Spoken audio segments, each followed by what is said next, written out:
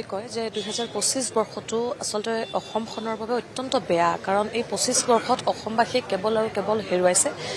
এই মুহূৰ্তত সদৌ অসম ছাত্ৰ সন্থাৰ সভাপতি আছে, মই তেওঁৰ ওপৰতে মন্তব্য লোৱাৰ চেষ্টা কৰিম। কাৰণ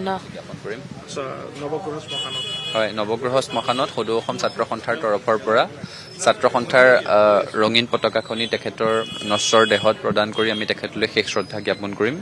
আৰু আজিৰ দিনটোত আমাৰ সেই এটাই অনুভৱ যে ইজি বৰুৱাদেৱৰ মৃত্যুত অসমৰ সংবাদ জগতেই নহয়, বৌদ্ধিক জগতখনে এক ভোটাতৰা হেৰুৱাইছে, জাতীয় জীৱনে এগৰাকী অভিভাৱক হেৰুৱাইছে, ছাত্ৰ সন্থাইও আমি এগৰাকী অভিভাৱক হেৰুওৱাৰ দৰে হৈছে। তেখেতৰ অসমৰ সমাজ জীৱনলৈ অৱদান আমি সকলোৱে সদায় কৃতজ্ঞ চিত্তে স্মৰণ কৰিম। বিশেষকৈ ঐতিহাসিক অসম আন্দোলনৰ সময়ত তেখেতে আন্দোলনৰ মূল সত্তাটোক বলিষ্ঠভাৱে পৃষ্ঠপোষকতা কৰিছিল। চৰকাৰী হেঁচাত নতশিৰ নহৈ আন্দোলনৰ বা বাতৰি জনসমাজৰ মাজলৈ কঢ়িয়াই লৈ গৈছিল, বৌদ্ধিক চেতনাৰ সৃষ্টি কৰিছিল আৰু আন্দোলনটোৰ সম্পূৰ্ণ সমৰ্থন কৰিছিল। গতিকে সেই সময়ছোৱাত তেখেতৰ ভূমিকাৰ কাৰণে ছাত্ৰ সন্থা, অসমীয়া জাতি তেখেতৰ প্ৰতি সদায় কৃতজ্ঞ হৈ ৰম। আজি তেখেতৰ বিয়োগৰ এই মুহূৰ্তত তেখেতৰ বিদেহাত্মাৰ চিৰশান্তি কামনা কৰিছোঁ আৰু পৰিয়ালবৰ্গলৈ গভীৰ সমবেদনা জ্ঞাপন কৰিছোঁ। 2025 বৰ্ষটো অসমৰ মানুহে মনত ৰাখিব নিবিচৰা ধৰণৰ এটা বৰ্ষ হ'ব। অসমৰ জাতীয় জীৱনৰ সৈতে ওতঃপ্ৰোতভাৱে সম্পৃক্ত আৰু অসমৰ মানুহে হৃদয়ত স্থান দিয়া বহুকেইগৰাকী ব্যক্তিক আমি এই বছৰটোত হেৰুৱাইছোঁ। গতিকে আৰু কেইটামান দিন বাকী আছে, আৰু যাতে কাকো হেৰুৱাব লগা নহয় সেইটোৱে কামনা কৰিছোঁ।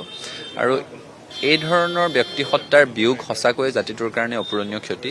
তেওঁলোকে যি স্থানৰ পৰা যি ধৰণেৰে সেৱা আগবঢ়াই আছিলে, সেই স্থানৰ পৰা সেই ধৰণেৰে সেৱা আগবঢ়োৱা ব্যক্তি আকৌ পাবৰ কাৰণে বহু দশক, বহু শতিকা অপেক্ষা কৰিব লগা হ'ব পাৰে। গতিকে আজিৰ দিনটো জাতিটোৰ কাৰণে এটা দুখৰ দিন আৰু এটাই অনুভৱ যে আমি এজন অভিভাৱক হেৰুৱালোঁ। ধন্যবাদ জনাইছোঁ। মই আপোনাৰ ওচৰত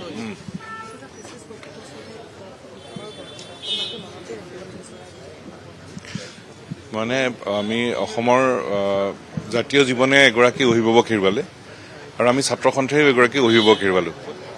আৰু অসমৰ খিলঞ্জীয়া মানুহে যেতিয়া সংকটৰ সন্মুখীন হয়, ৰাজ্যখনে যেতিয়া সংকটৰ সন্মুখীন হৈছে আৰু বিশেষকৈ অসম আন্দোলনৰ সময়ত তেখেতে সন্মুখৰ পৰা বৌদ্ধিক নেতৃত্ব দিছে।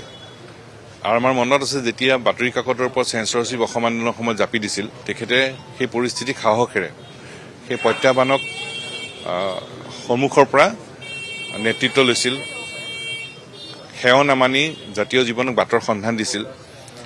গতিকে সেইসমূহ কথা সদায় অসমৰ খিলঞ্জীয়া মানুহৰ মনত সদায় সজীৱ হৈ আছে, সজীৱ হৈ থাকিব। আৰু আমি ছাত্ৰ সন্থাই এগৰাকী অভিভাৱক হেৰুৱালোঁ, অসমৰ জাতীয় জীৱনৰ এগৰাকী অভিভাৱক হেৰুৱালে আৰু সঁচা অৰ্থত অসমক মনে প্ৰাণে ভাল পোৱা এগৰাকী আমি ব্যক্তিক আমি হেৰুৱালোঁ। এগৰাকী মহিৰুষ নোহোৱা হ'ল। নিশ্চিতভাৱে। আৰু এই কথাটো আমি যিভাৱে কৈছোঁ যে 2025 বৰ্ষত অসম আৰু অসমীয়াই কেৱল আৰু কেৱল হেৰুৱাইছে। আৰু 2025 বৰ্ষটো আচলতে কোনো কাৰণতে যেন অসমবাসীয়ে মনতেই ৰাখিব নিবিচৰা বৰ্ষৰ ভিতৰত এটা বৰ্ষ। কাৰণ এই বৰ্ষটোতেই হয়তো অসম আৰু অসমীয়াই কি হেৰুৱাইছে সেয়া আমি নিশ্চিতভাৱে জানো। মই আপোনাৰ ওচৰলৈ আহিছোঁ। খুব বেয়া বৰ্ষ 25 বৰ্ষটো অসমবাসী আচলতে ঠিক কথা এইটো। হয় হয় হয় হয় হয় হয় কি ক'ব, এইটো আমাৰ আৰু অসমীয়া মানুহৰ কাৰণে লাকটো বেয়া, এজনৰ পিছত এজন হেৰুৱাই আছোঁ। আৰু মানে তেখেত যে ঢুকালে পি জি বৰুৱা, মই নিজে আচৰিত হৈছোঁ। কাৰণ তেখেতক মই মাজে মাজে খবৰ লৈ থাকোঁ, কিন্তু হস্পিটেলত নিয়াও গম নাপাওঁ। কাৰণ মানে ৰেখা বাইদেউ মোলৈ ফোন কৰি থাকে বৌৱে যে তেনেকৈ তেখেতৰ গাটো ভাল নহয়, তুমি আহা। যাওঁ মাজে মাজে মই খবৰ লওঁ। মানুহজন কিন্তু অত্যন্ত ইমান ভাল মানুহ নহয়। তেওঁৰ মানে মানুহক ইমান মৰম কৰে, মানে ভাৱনাৰ মৰম কৰে। গা বেয়া থাকিলেও বিচনা ওচৰলৈ লৈ যায়, কি খবৰ কোৱাচোন কোৱা। তেওঁৰ লগত মোৰ মানে যদিও তেখেত মই সমবয়সৰ নহয়, তেখেতে মোক অতি ভাল পাইছিলে, অতি মৰম কৰিছিলে। আৰু মানুহজন হোৱাৰ কাৰণে সঁচাকৈ অতি দুখৰ বিষয়। ভাল এজন মানুহক আমি হেৰুৱালোঁ। কেৱল প্ৰবীণ সাংবাদিকে নহয়, এগৰাকী ব্যক্তিক হেৰুৱাই ক'ৰবাত যেন অসম আৰু অসমীয়াই এগৰাকী অভিভাৱক হেৰুৱাইছে তেনেধৰণৰ বৰ্তমান পৰিৱেশ বিৰাজ কৰিছে। আৰু এনেধৰণেই তেওঁৰ বাসগৃহত আহি ভিৰ কৰিছে গুণমুগ্ধই। আৰু এই মুহূৰ্তত আমি তেওঁৰ বাসগৃহৰ পৰা পৰিৱেশ পোনপটীয়াকৈ দেখুৱাবলৈ চেষ্টা কৰিছোঁ।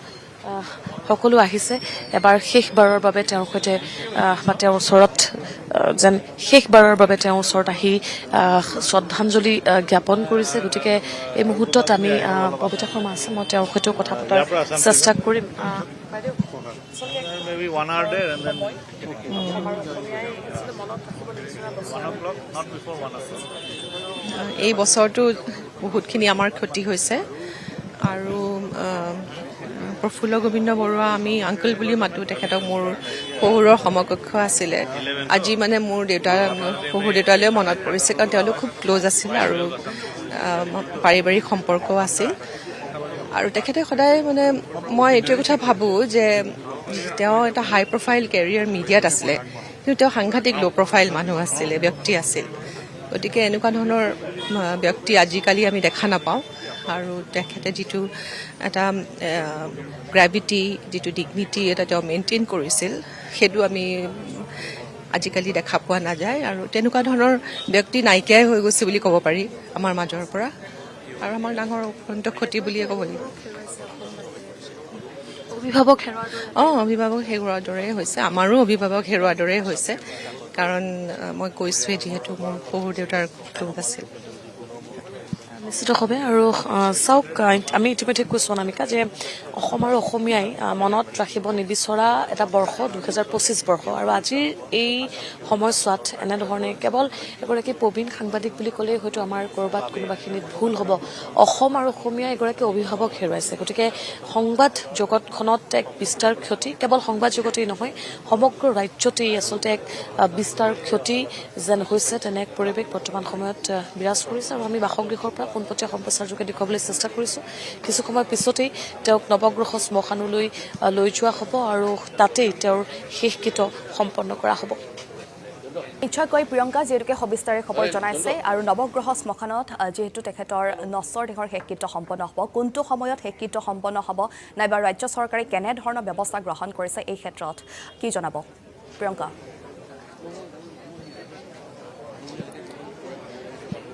চাওক, এই মুহূৰ্তলৈতো কোনো ধৰণৰ আচলতে সময়সীমা বান্ধি দিয়া হোৱা নাই। কাৰণ আপুনি যদি চাই যিহেতু নিশাই তেওঁ শেষকৃত্য আচলতে শেষ নিশ্বাস ত্যাগ কৰিছিল, আৰু সেই সময়ৰ পৰা গুণমুগ্ধই এপ'ল' হস্পিটেলতেই হওক বা তেওঁৰ বাসগৃহতেই হওক, গতিকে প্ৰতিটো স্থানতেই গুণমুগ্ধই সময় বাগৰাৰ লগে লগে ভিৰ কৰিছে।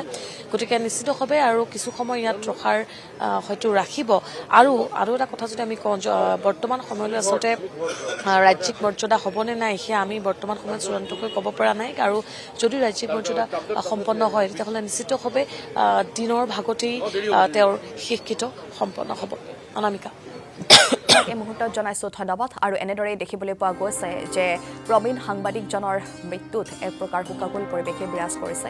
বৰুৱাৰ মৃত্যুত শোক প্ৰকাশ কৰিছে দেশৰ প্ৰধানমন্ত্ৰী নৰেন্দ্ৰ মোদীয়ে, লগতে সামাজিক মাধ্যমৰ জৰিয়তেও শোক প্ৰকাশ কৰিছে দেশৰ প্ৰধানমন্ত্ৰীগৰাকীয়ে।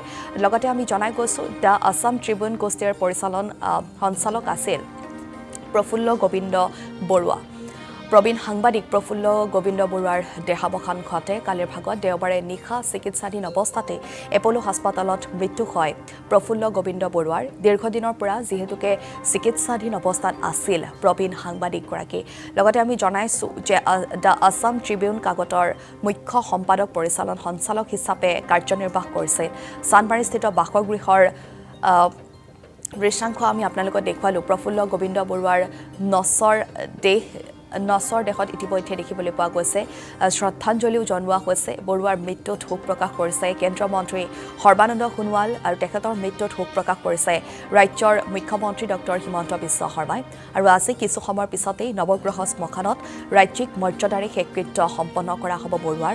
লগতে আমি জনাইছোঁ যে ৰাধা গোবিন্দ বৰুৱাৰ পুত্ৰ প্ৰয়াত প্ৰফুল্ল গোবিন্দ বৰুৱা 2018 চনত পদ্মশ্ৰী সন্মান লাভ কৰিবলৈ সক্ষম হৈছিল প্ৰফুল্ল গোবিন্দ বৰুৱাই। লগতে বৰুৱাই 2025 বৰ্ষতেই গোপীনাথ বৰদলৈ বঁটাও লাভ কৰিবলৈ সক্ষম হৈছিল।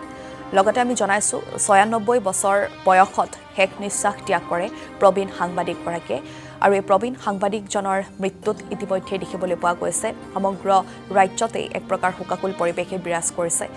লগতে এই কথা উল্লেখ কৰিব লাগিব যে চলিত বৰ্ষত যিদৰে আচলতে আমাৰ মাজৰ পৰা এজনকৈ শিল্পী নাইকিয়া হৈ গৈছে, তাকে লৈ কিন্তু এক প্ৰকাৰ সাংস্কৃতিক জগতখনৰ ক্ষেত্ৰতেই হওক নাইবা অন্যান্য ক্ষেত্ৰতো দেখিবলৈ পোৱা গৈছে ব্যাপক প্ৰভাৱ পৰাৰ সম্ভাৱনা আছে কাৰণ যিদৰে আচলতে তেওঁলোকে অসমীয়া সাংস্কৃতিক জগতখনলৈ অনবদ্য অৱদান আগবঢ়াই গৈছিল সেইসমূহৰ যি সৃষ্টিৰাজি সেইসমূহৰ সৃষ্টিৰাজিয়ে বাৰুকৈয়ে আমনি কৰিব প্ৰতিগৰাকী অসমীয়াক